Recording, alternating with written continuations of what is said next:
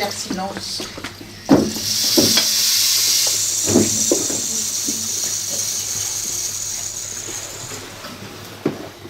Comment ça s'appelle? Comment ça s'appelle, ceci? Quelque chose qui fait du bruit. Quelque chose qui fait du bruit. Bibi. Un bâton de pluie. Et on l'appelle aussi, est-ce que vous entendez derrière? Ça va? On l'appelle aussi le bâton de parole. Le bâton de parole, quand les personnes discutent, dans certains pays, eh bien, il y en a un qui parle, et puis après, l'autre prend le bâton et fait couler les graines.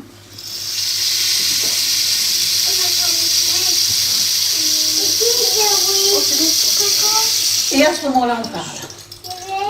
Et maintenant, ce sont des graines. Des graines. Parfois, on a des graines, on ne les voit pas. Et parfois, on a des graines comme ça. Ça, vous les connaissez. Ah, ça vient aussi, Tania. Il était une fois, derrière chez moi, il y a un jardin.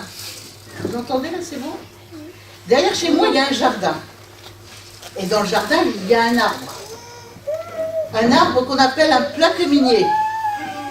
Un plaque-minier, c'est un arbre étrange, sur lequel poussent des kakis. Des kakis. Alors, les kakis, ce sont des fruits un peu orange.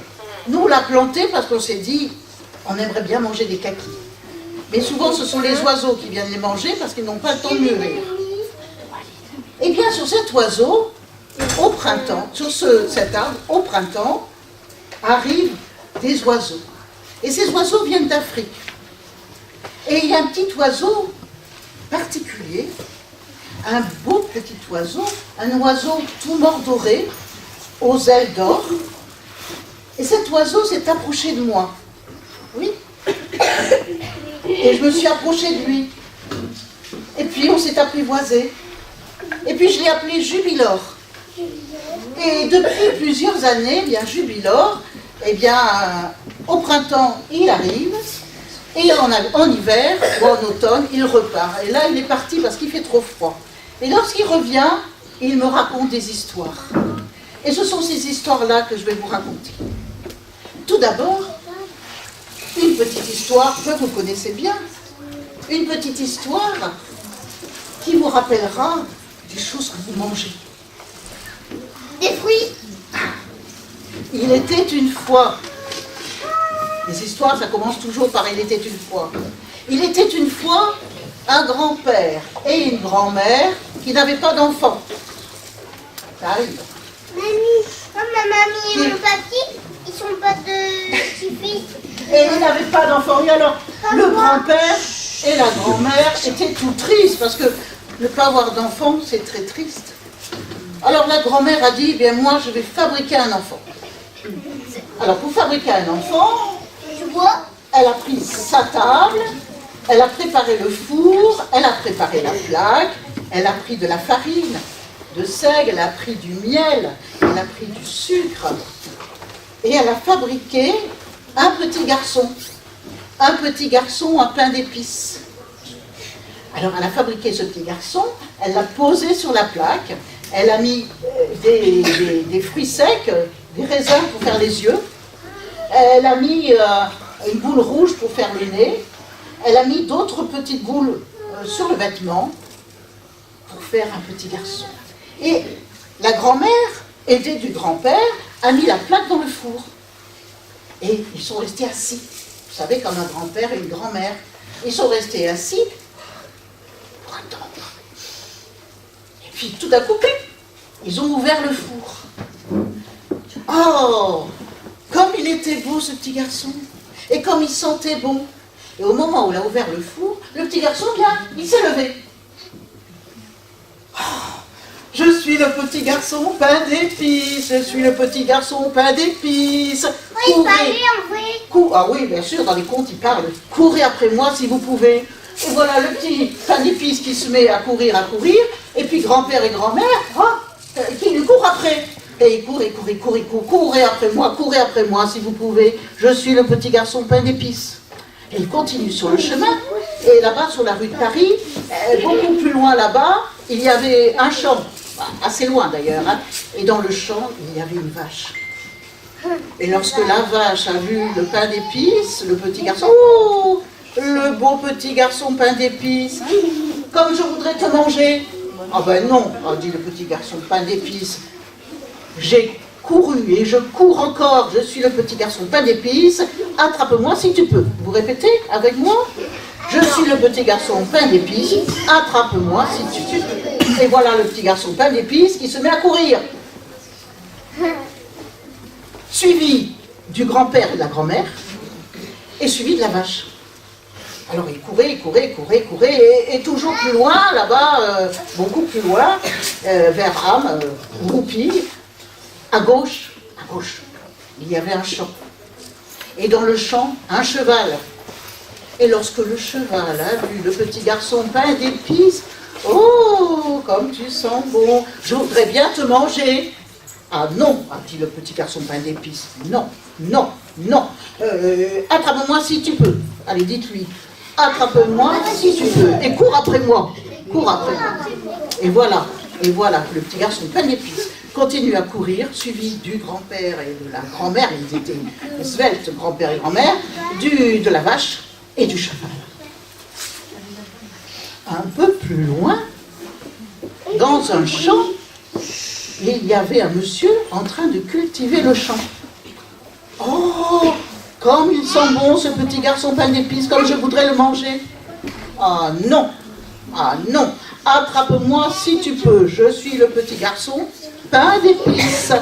Et le petit garçon pain d'épices s'est mis à courir, suivi du grand-père et de la grand-mère, suivi de la vache, suivi du cheval et suivi du paysan, enfin du monsieur. Et voilà qu'il court, et la vache, je ne sais pas où il s'est trouvé, mais près d'une rivière. Mince alors, il a freiné, tout le monde s'est arrêté, ils sont un peu rentrés dedans, et là, il y avait un renard. A fait le renard. Oh, a dit le petit garçon pain d'épices, mais qu'est-ce qui se passe? Non, c'est rien, dit le renard. Vous savez, les renards, ils sont très, très rusés. Ce n'est rien du tout. Je ne vais pas te manger, ne t'en fais pas. Tous ces gens-là derrière toi, ils ne sont pas gentils. Viens avec moi et je vais te conduire de l'autre côté de la rivière. Allez, monte sur ma queue. Et voilà le petit garçon pain d'épices qui grimpe sur la queue du renard. Et le renard avance dans l'eau. Et le petit garçon pain d'épices ne se méfie pas du tout. Oh, dit le renard, allez, grimpe sur mon dos, parce que sinon tu vas te mouiller. Et le petit garçon pain d'épices, qu'est-ce qu'il fait? Il grimpe sur le dos. Et le renard continue à nager. Et puis tout d'un coup, il dit, oh, petit garçon pain d'épices, tu vas te mouiller. Grimpe sur mon cou. Et le petit garçon pain d'épices, il a grimpé sur le cou. Et puis ils ont continué, parce que la rivière était grande, hein, et ils ont continué. Oh, a dit le renard, tout doucement, tout gentiment. Oh, mon petit garçon pain d'épices, tu sais, tu vas te mouiller, grimpe sur ma tête. Et le petit garçon pain d'épices a grimpé sur la tête. Et une fois arrivé de l'autre côté, viens sur mon nez. Hop, il avait sur le nez. Et puis le renard a fait sauter le petit garçon pain d'épices. Et il a croqué la moitié du petit garçon pain d'épices. Oh, la moitié. Oh, je suis à moitié mangé. Et puis, le petit garçon pain d'épices tout en entier. Ouais, il aurait mieux fait de rester avec grand-père et grand-mère, hein, le petit garçon pain d'épices.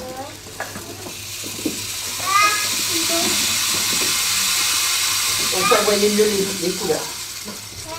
Ah, il y en a plein de couleurs. Plein de couleurs.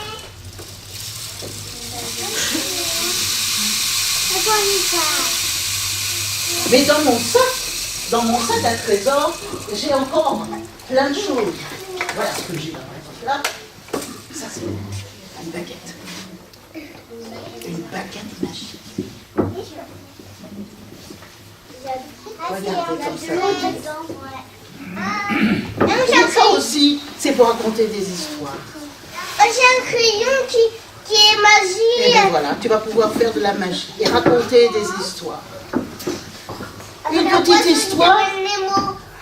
petite histoire qui vient du Brésil, puisqu'il paraît qu'il dansait sur la musique brésilienne.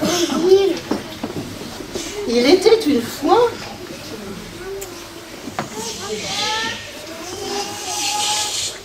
dans la forêt amazonienne, la grande forêt amazonienne, qui est le poumon de la Terre.